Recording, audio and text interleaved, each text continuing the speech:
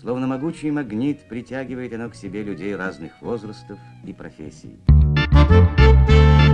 10 интересных фактов о Черном море.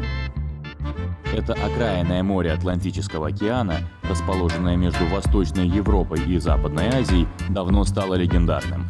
С древних времен здесь пересекались пути разных культур и цивилизаций. Древние греки и турки-османы, славяне и грузины, татары и румыны. А для любого, кто вырос на территории бывшего СССР, Черное море – это синоним лета, солнца и романтики без забот. Прямо сейчас на Черном море бархатный сезон, и продлится он не меньше месяца. Этот репортаж вы сняли в конце сентября на знаменитом сочинском пляже, когда в Москве, между прочим, уже давно одели пальто. И собираясь на юг, давайте узнаем, чем еще известен этот сказочный регион. МММ-блог собрал 10 самых удивительных и ярких фактов о Черном море.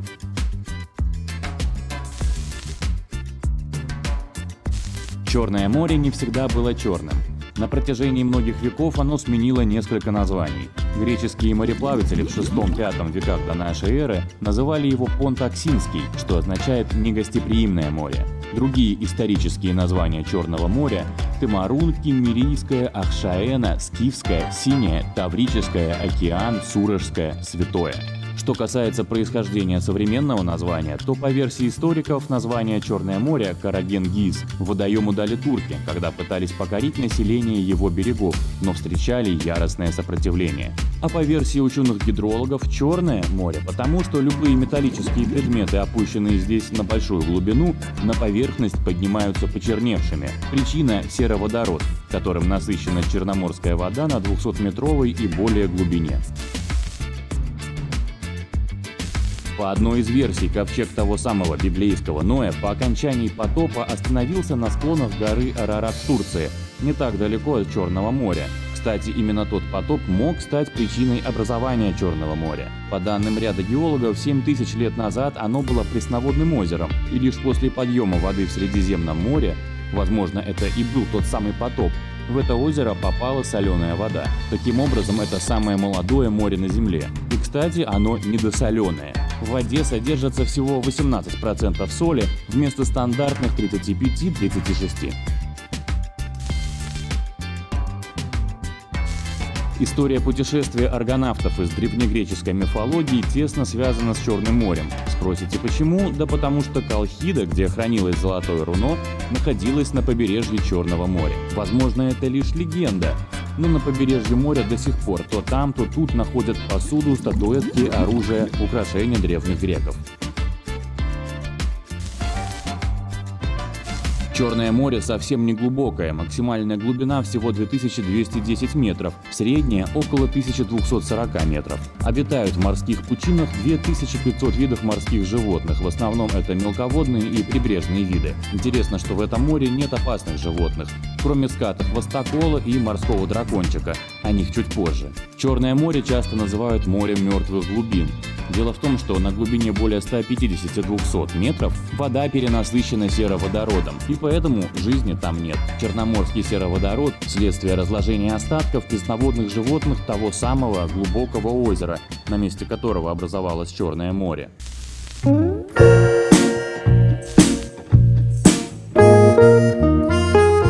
Черноморская вода не замерзает, разве что очень редко. Плюс регулярно покрываются тонкой ледяной коркой лишь воды лиманов. В 2017 году у берегов Бургаса лед превратил корабли в ледяные скульптуры. Интересно, что до этого за последних 100 лет Черное море замерзало трижды. В 1954, 1942 и 1929 годах. Зимой, когда температура воздуха резко опускается до отметки минус 10 градусов, над морем появляется густой туман, оно парит.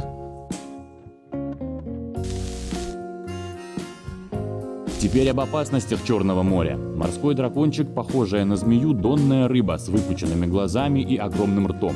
В лучах его спинного плавника ядовитые колючки. Добычу он подстерегает, зарывшись в песок или ил. Если наступить на дракончика и пораниться об него, придется срочно бежать в аптеку за антигистаминным препаратом, чтобы снять аллергическую реакцию и воспаление. В Черном море живут скат-хвостокол, морской кот и скат-морская лиса. Опасаться следует колючек, которые расположены на хвосте у скатов. У хвостокола эта колючка представляет собой настоящий меч до 20 сантиметров в длину. Им он может нанести глубокую рубленную рану.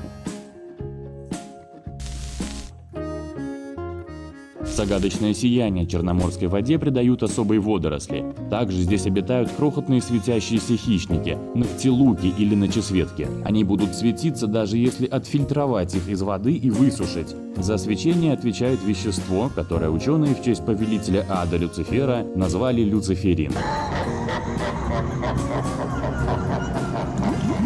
Помимо хищников-ночесветок, по ночам в воде Черного моря светятся некоторые виды медуз. Чаще всего встречаются медузы Аурелия и Корнирод. Аурелия – самая маленькая черноморская медуза. Она редко когда бывает больше, чем 30 сантиметров в диаметре. Корнирод – самая крупная местная медуза. Размер ее купола может достигать и полуметра в диаметре. Аурелия не ядовита, а Корнирод может нанести ожог, похожий на ожог крапивой. В Черном море есть 10 небольших островов.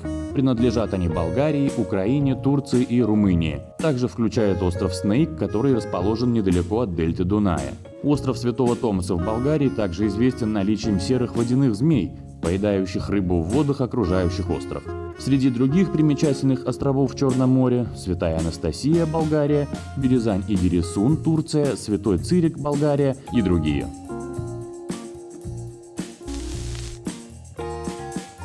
Серьезные исследования моря относятся к концу XIX века. Миклуха Маклай в 1871 году стал инициатором создания постоянно действующей биологической станции, которая начала систематически исследовать подводный мир Черного моря. Другие исследователи обнаружили на дне у побережья Болгарии десятки римских, византийских и османских судов. Благодаря тому самому бескисленному слою воды эти исторические реликвии прекрасно сохранились. Черное море вдохновляет поэтов, музыкантов, художников и режиссеров. Вспомним Ивана Айвазовского, множество вошедших в мировой кинематограф фильмов. Натуру Черного моря использовали в картинах «Человек-амфибия», «Алые паруса», «Асса», «Бриллиантовая рука». Кажется, здесь. Или, может быть... 3+2. Каждый год мы отдыхаем именно здесь. «Будьте моим мужем». К теме Черного моря обратился и британский режиссер Кевин Макдональд, который снял одноименный приключенческий триллер по сценарию Денниса Келли. Среди поэтов и писателей, отразивших в творчестве черноморскую тематику, были Михаил Булгаков. Где я? Какой это город? Ну, Ялта. Константин Паустовский. О Черном море пели Леонид Утесов и Георгий Оц. У Черного моря. Кстати, у Черного моря есть собственный праздник. Ежегодно 31 октября отмечается Международный день Черного моря.